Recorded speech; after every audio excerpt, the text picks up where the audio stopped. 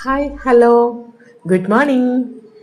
ഇന്ന് ഗ്രൗണ്ട് ഓർക്കിഡിൽപ്പെട്ട ഒരു സുന്ദരിയുടെ കാര്യമാണ് ഞാൻ പറയുന്നത്.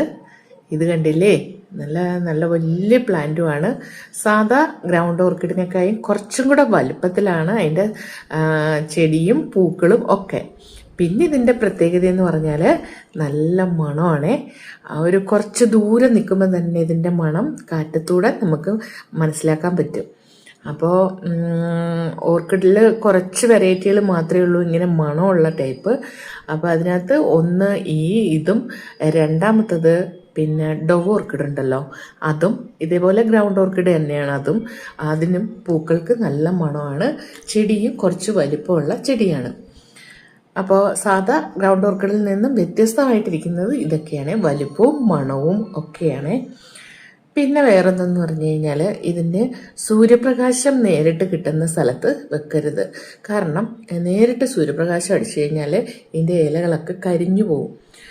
അപ്പോൾ വളർച്ചയൊക്കെ കുറയും, അങ്ങനെയൊക്കെ പ്രശ്നങ്ങളുണ്ട്, ചെടി നശിച്ചു. അതുകൊണ്ട് സാധാ ഗ്രൗണ്ട് ഓർക്കിഡുകൾ നമ്മൾ എങ്ങനെ നടുന്നതെന്ന് വെച്ചാൽ ഒരു ഷെയ്ഡ് ഉണ്ടായിരിക്കണം. കാരണം ഒരു മരത്തിൻ്റെ ഷെയ്ഡോ അല്ലെങ്കിൽ നമ്മുടെ വീടിൻ്റെ ഷെയ്ഡോ അങ്ങനെയൊക്കെ ഉള്ള സ്ഥലങ്ങളിൽ വേണം ഈ ചെടി വെക്കാൻ. ഇത് കണ്ടില്ലേ, ഇപ്പോൾ എൻ്റെ ഈ ചെടിയുടെ ഇലയൊക്കെ മഞ്ഞിച്ച് നിൽക്കുന്നുണ്ട്. അതെന്താണെന്ന് വെച്ചാൽ ഞാനിത് ടെറസിലല്ലേ വെച്ചേക്കുന്നത്.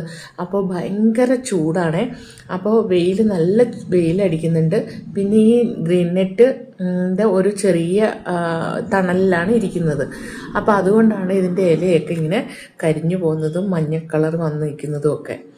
പിന്നെ ഇതിൻ്റെ പൂക്കൾ വരുന്നതെന്ന് പറഞ്ഞാൽ നവംബർ ഡിസംബർ സമയങ്ങളിലാണ് ഇതിൻ്റെ പൂക്കൾ ഉണ്ടാവുന്നത്. പിന്നെ മെയിനായിട്ടുള്ള കാര്യം പോട്ടി മിക്സ് ആണേ.